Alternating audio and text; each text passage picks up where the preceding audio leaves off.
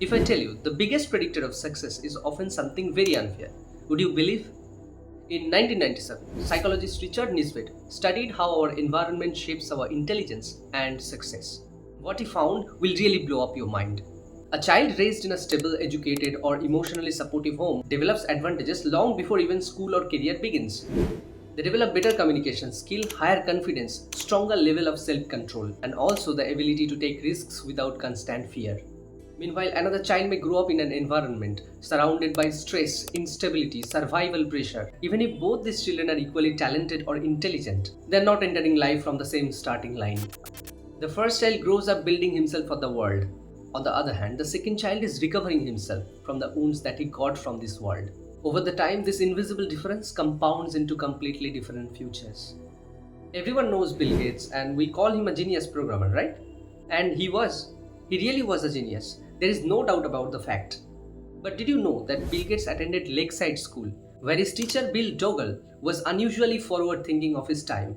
In late 1960s, Dogle pushed his school to give students rare access to computers. Even many universities didn't have access to this device at that time. While most teenagers had never even seen a computer, Gates had spent thousands of hours for programming. Talent definitely mattered, but timing, environment, access gave that talent enormous advantage.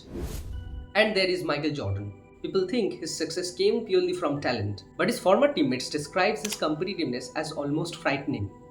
He could turn rejections, insults, even tiny failures into obsession-level motivation. Most people get discouraged by rejections, failures, and give up in pressure. On the other hand, Michael Jordan became addicted to it, and that psychological intensity gave him an edge over others. Different people have different level of emotional control. Some people are emotionally weak by birth. On the other hand, some people could be psychologically and emotionally very strong. Our surrounding environment or upbringing play a very important role in this regard. It leads to an uncomfortable realization.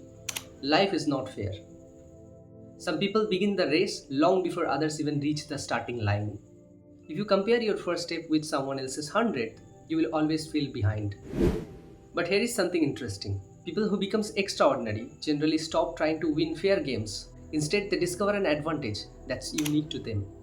In Naval Ravikant's words, this is specific knowledge. A skill set built from your natural curiosity or lived experience. Something that feels natural to you but looks exceptional to others. Steve Jobs could be the best example. He wasn't the best engineer, but he combined technology, design intuition, storytelling, and obsession in a way that nobody else could.